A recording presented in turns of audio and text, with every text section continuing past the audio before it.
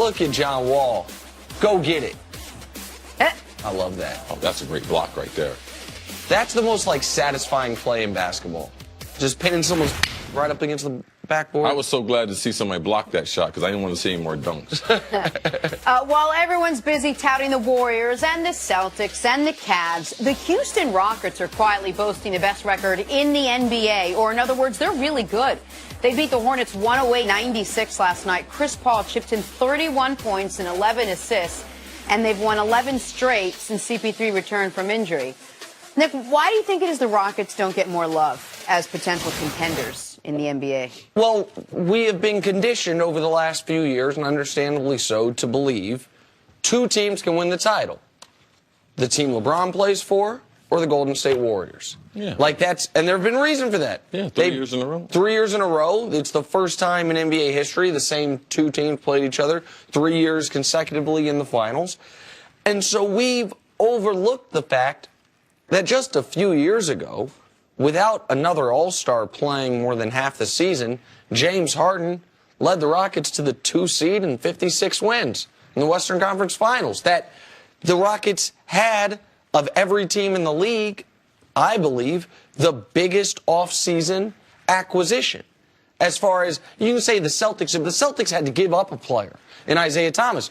Rockets got Chris Paul. I know it was a trade, but they didn't have to trade another superstar. And the Rockets are quietly right about the best offense in the history of the NBA. I want to say that again. Prior to last night's game dinged them a couple tenths of a point.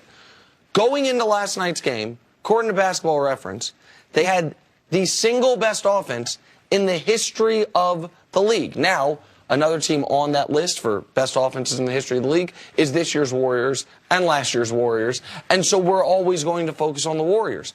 But the Rockets right now have elite point guard play for 48 minutes a night and 2 of the best 8 players in the league on one team. Only the Warriors can say that as well. 2 of the best 8 players. So, yeah, the Rockets are legitimate contenders, and we don't talk about them because they're in Houston and because Harden has had some bad playoff moments, as had CP3. I think that's why people don't want to take them seriously yet, CC.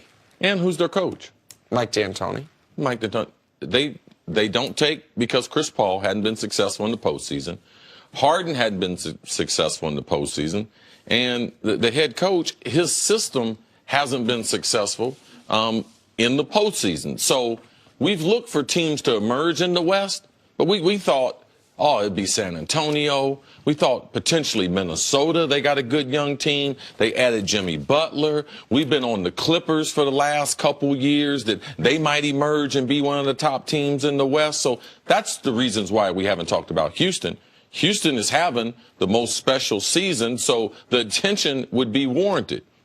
What makes them so different? Their offense, with their coach. Their coach has always been a great offensive mind. Their offense is even more efficient than it's ever been. So that's the reason why they're starting to get the notoriety. But to me, the big difference is when they're not shooting the ball, when they're not scoring the ball, what are they doing? Well, they've added a couple players, and that being Chris Paul and P.J. Tucker. And in doing that, when they have laws offensively, they're better defensively now. So now they have the best offense in the history of the NBA. But when you have these laws, we've seen with Golden State. Golden State is better defensively, even though they get all the credit for their offense. Houston is doing the same thing. They are better defensively, especially in those critical moments. And when their offense is having a lull or they are sputtering, their defense picks them up. And that's what's led them to having the best record in the NBA. This show started coming together over the summer when all these different trades and things were happening and there were eye-opening moves, and we started focusing on all the really big names, the Carmelo Anthony, the Kyrie Irving, the Isaiah Thomas going here, all the moving and shaking. And I think that we quietly, even though we knew that Chris Paul was going to Houston, like it was just a thing. I don't know if anyone really thought Chris Paul and James Harden were going to gel that